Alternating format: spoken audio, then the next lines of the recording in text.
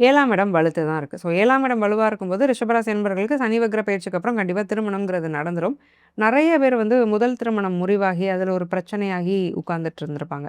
So அடுத்து ஒரு நல்ல வாழ்க்கை அமையணும். ஃபர்ஸ்ட் லைஃபே எனக்கு ஒரு பெரிய ட்ராமாவ குடுத்துருச்சு. இனிமே திருமணம் மேல எனக்கு ஒரு நம்பிக்கையே வரமாட்டேங்குதுங்கிற ஒரு அழுத்தம்லாம் ரிஷபராசிக்கு அதிகமா இருக்கும். ஏன்னா பொதுவாவே ரிஷபத்துக்கு வந்து ஒரு மீனுக்கு தண்ணி தேவைங்கிற மாரி ரிஷபத்துக்கு அன்பு தேவை. ஸோ அந்த லவ், அஃபெக்ஷன், கேர், அட்டென்ஷன் மோர் தென் அஃபெக்ஷன், கேர், அட்டென்ஷன்ங்கிறது ரொம்ப முக்கியம்.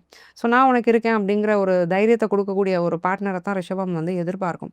ஸோ அதில வந்து நெறைய மனசு நொந்து டிசப்பாயிண்ட் ஆகியிருக்கிறவங்களுக்கெல்லாம் 2வது திருமணம், நல்ல மாப்பிள்ளை கிடைக்கிறது, நல்ல வரன் அமையிறது, அ ஃபர்ஸ்ட் லைஃப் அப்படிங்கிறது இப்படி இருந்ததுங்கிறத மறக்கிற அளவுக்கு ஒரு செகண்ட் லைஃப் அமைஞ்சு செட்டில் ஆகக்கூடிய ஒரு யோகம், எல்லாமே நிச்சயமா நல்லாயிருக்கு.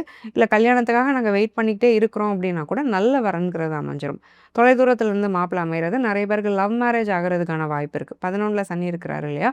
ஸோ பெத்தவங்களுடைய சம்மதத்தோடயே ஒரு நல்ல டிக்னிஃபைடு மேரேஜா லவ் மேரேஜ்ங்கிறது அமையும். திருமண வாழ்க்கைங்கிறது சுமூகமா நல்லா போகக்கூடிய ஒரு யோகம் ரிஷபராசி அன்பர்களுக்கு இருக்கு.